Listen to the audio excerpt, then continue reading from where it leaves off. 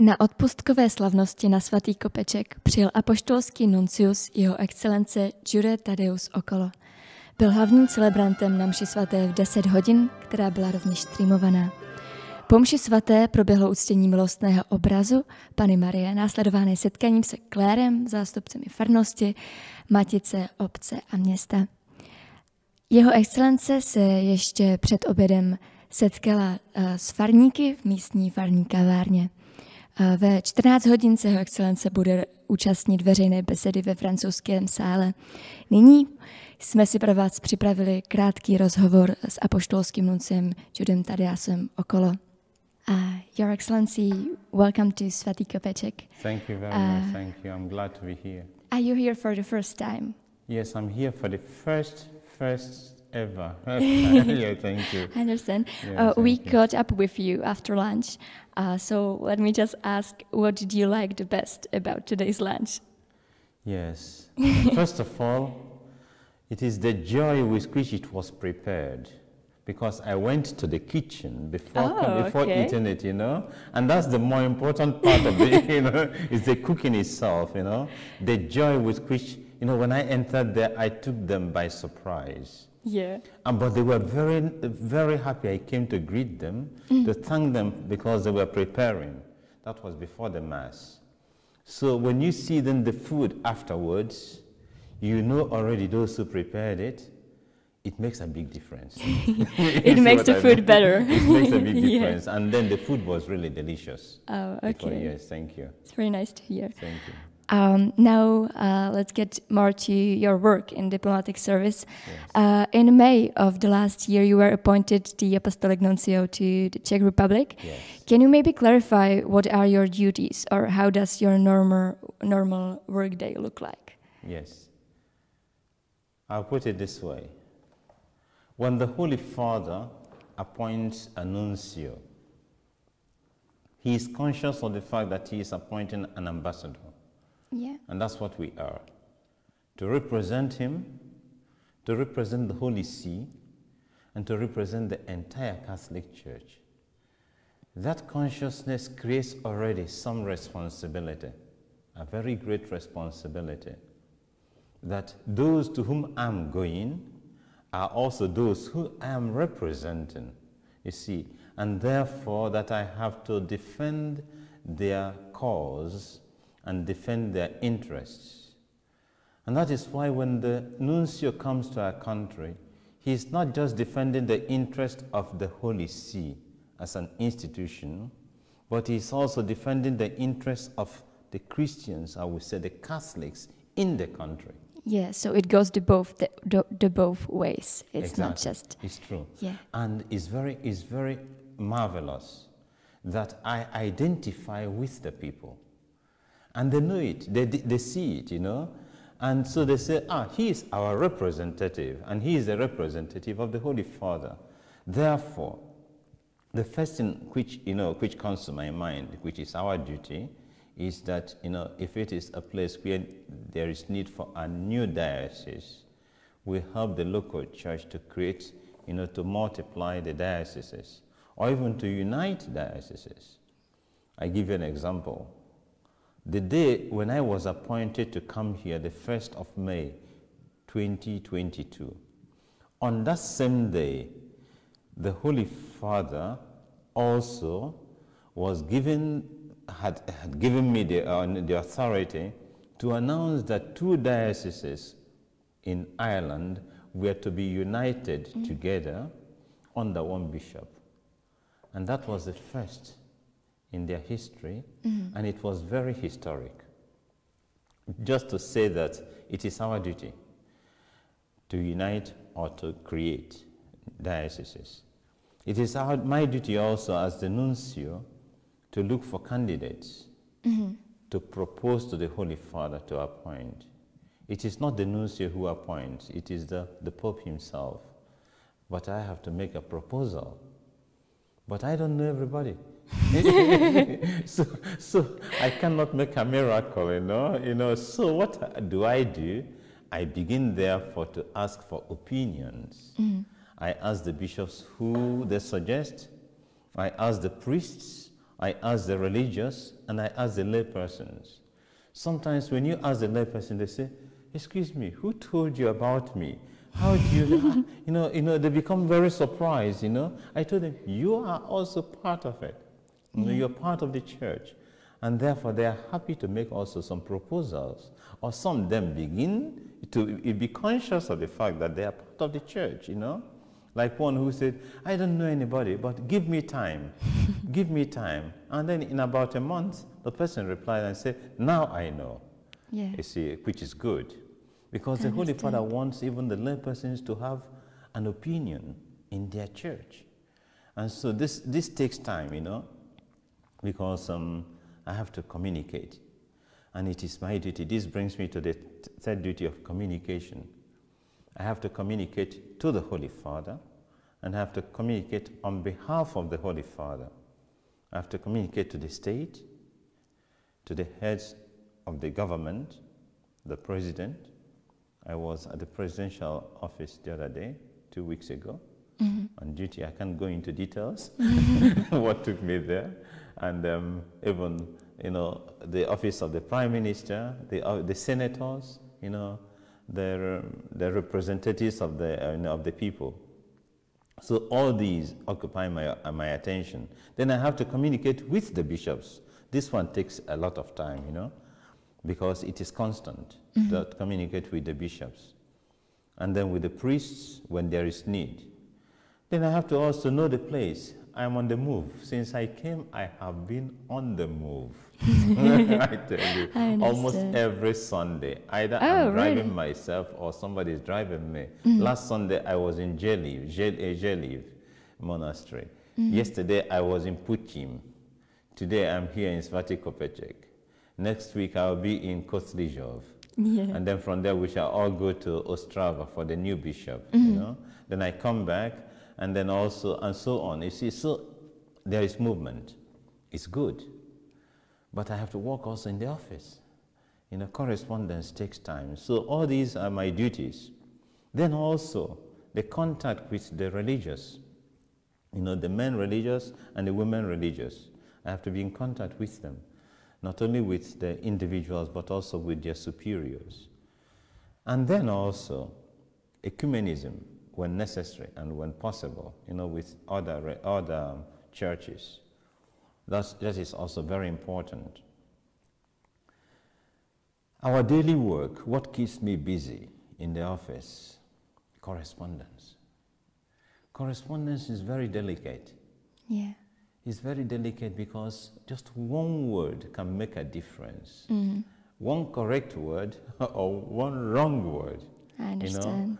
And sometimes people may write and then I take about a week before I reply.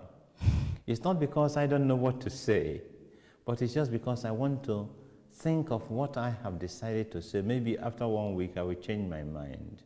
Yeah. Or I may decide not to reply. It's also true. I can decide not to reply because that is also a reply. That's true. You see, because I must not reply. I'm not obliged. Sometimes also some letters I have to forward to Rome. Or I may even send back to the person and say, I'm sorry, I'm not the correct person for this letter. I think you made a mistake. Then I will tell the person, please write that same letter to such and such a person. He is the correct person, not myself. Because people make that mistake. They think because somebody is the representative of the Holy Father, then, in jurisprudence, there's what we call, hierarchy of authorities, and also the principle of subsidiarity. There is no need writing to a judge a letter you should write to your lawyer. You see what I mean? I know. So that is something like that. Because in certain matters, the nuncio will stand not so much as a judge, but as the servant of the judge himself. There's no need appealing to the Holy Father for a case that hasn't even started. The case hasn't even been brought to court. You haven't even settled with your bishop or with the vicar general, and you're appealing to the Holy Father. He will say, excuse me, what is the case? He won't judge. He's not going to judge. He will send it back. So this is it. And it happens sometimes. So this is also the duty of the nuncio. And this brings me to the other point with which I will end. He is a bridge. The nuncio is a bridge, and the best bridge is the one that has a balance. Yeah, if the bridge tilts to one side, there is trouble. If it tilts to the other side, there is trouble. But if it remains balanced, then both sides find peace. Therefore, the nuncio has to maintain that balance. He has to be level-headed. You know, he has to be level-headed always, to know what he is saying and what he is doing. And he has to have open eyes to see almost, he cannot see everything because only God can see everything. But he can see many things, and he has to appreciate, and he has to uphold, and I would say, create a context within which goodness is consolidated. Thank you very much for that answer. Thank you. You mentioned Ireland in your speech, and you served as a diplomat in many countries, such as Central African Republic, Chad, Dominican Republic, Puerto Rico, Sri Lanka, Haiti, Switzerland, Australia, and Ireland. If you had to compare the previous places you worked in with the Czech Republic, what would be the key differences in faith, society, and in culture as well? You have asked me a very important question, very intricate question. If I answer that question, I may create problems. If I don't answer it, I may create problems. Okay. You see what I mean? Yeah. So I'm stuck in between. So I have to say something correct. I've been to, I think, thanks to God, I've been to all the continents. I've worked in all the continents. Every continent is different. Every country also is different. In Latin, we say analogia claudicat. That is, if you make an analogy and compare, you begin to claudicat, means you begin to limp. You know, you begin to make a mistake. It's not really possible to do that. Yeah. Because, in other words, in logic, in order to make a comparison, both sides have to find, you have to compare on equal grounds. Otherwise, it is unjust. Therefore, if I compare, for example, Sri Lanka with the Czech Republic, we say, excuse me, this is an island, this is another island, this is surrounded by countries, the other one is surrounded by water. They say water is not land, you see? Or immediately, the comparison limps already. If you compare Ireland with the Czech Republic, it's also the same. It's not, it's different, completely different, But then you say, but we have to start somewhere, the human being is always making a value judgment. The human being is always, trying to analyze. Therefore, we have to start somewhere. And therefore, I have to say this. What I have discovered in the Czechs, excuse me, without saying in comparison with any other country, but I just taking the Czech Republic in itself. You see what I mean? The people. Of course, yeah. They're great. Oh, really? They are great. So nice to hear. And I'm not saying it to please you. I'm not saying it to please anybody because I don't get anything. You see what I mean? But I'm saying it because it's the truth.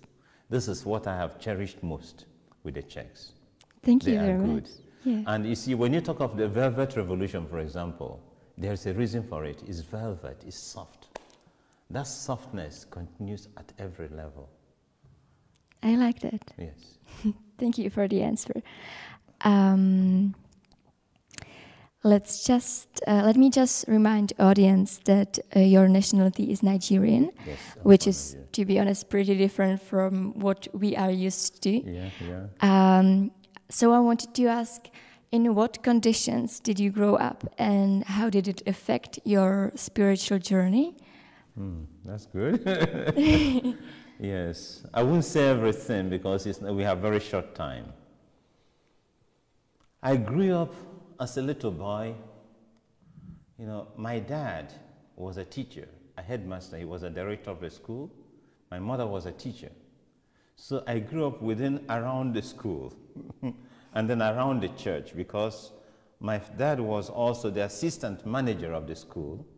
The priest was the manager, and the priest was I was a fan of the priest. If my dad did anything to me, I will report you to the priest. You see what I mean? So it's the priest. Whenever I'm in the church, I felt I was in the correct place, because I would just be around the priest. But I was very little, and I was very thin. So my dad didn't want me to become a ministrant, an altar boy. He said no, but he would put me there in front of the pew.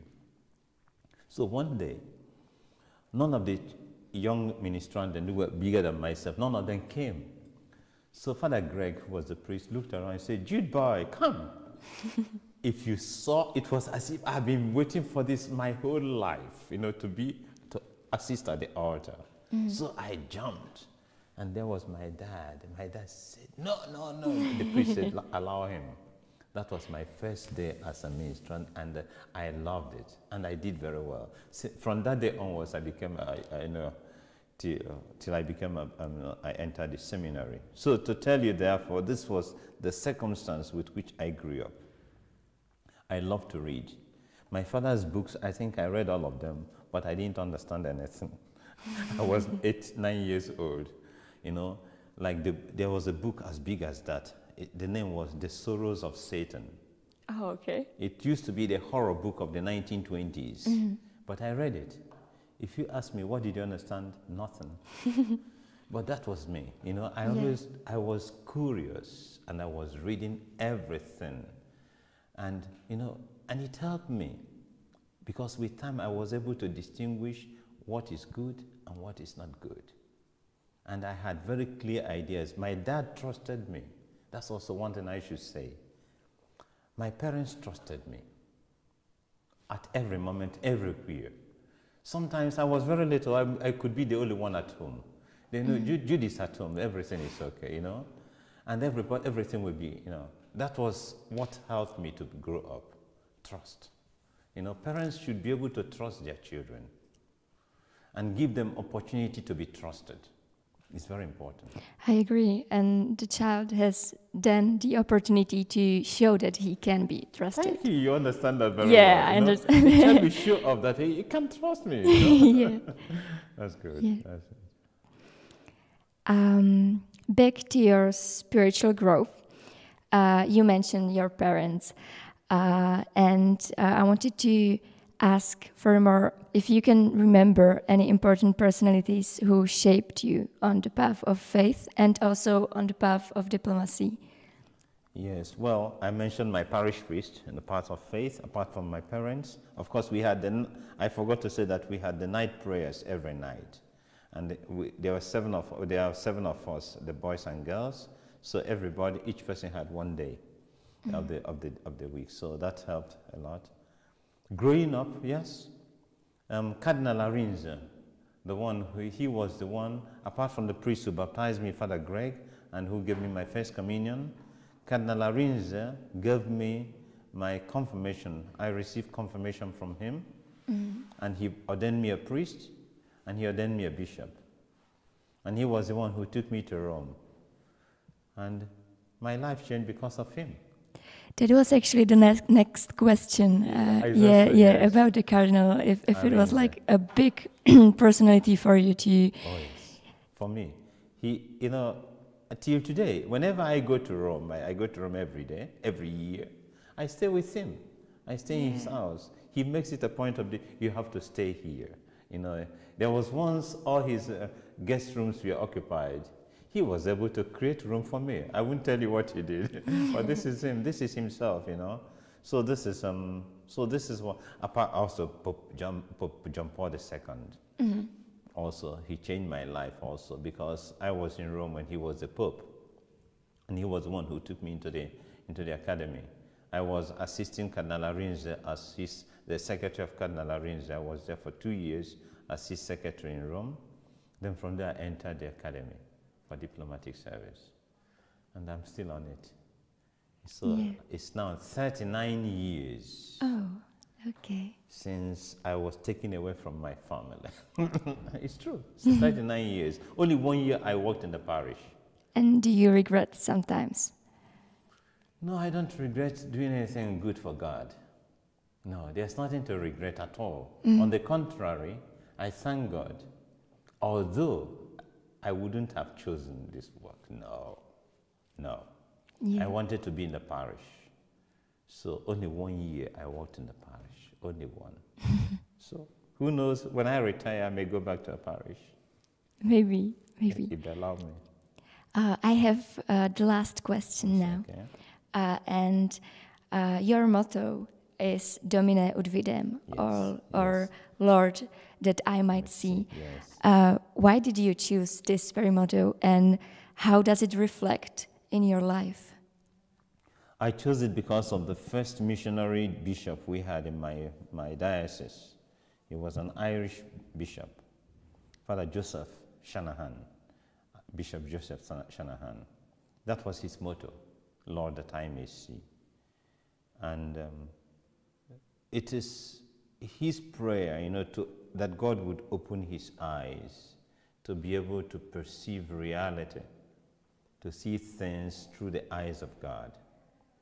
Because if you and I, if we are able to see things as God sees them, things will change. Because sometimes we don't even see ourselves very well. We don't understand ourselves. If we are able to enter into reality, just to turn, like now he's looking at me from this side, and this, what I'm seeing there is not what the person there is seeing behind me. I don't, But if we're able to see things, globally, that's why also my favorite philosophy is Husserl, who was born in the Czech Republic, who influenced Heidegger. And Heidegger is Dasein analytic. Yeah, I'm aware of it. I like, that we can out Dasein, allow Dasein to show itself. Phenomenalism. Yeah. Exactly. I'm aware. It's great. Don't judge a thing or a person. Allow the person to show himself or herself. And that is the most objective aspect. The only thing is that our interpretation, we put our own ideas onto people, and we tell them, this is what you must be. Why should that be? It's not correct. Allow the other person to show, we think that what we see are actually the things, but they are not. They're Exactly. just... That is it. Yeah. That is it. So that's my prayer, Lord, that I may see. Allow people and things to show themselves so that I may understand them as they are. Thank you very much. Thank you for your time. It was an absolute pleasure to talk to you. Thank you. And I hope you enjoy the rest of your stay here. Thank you. It's my pleasure, and may God bless you all. And thank you. Very kind of you. Thank you.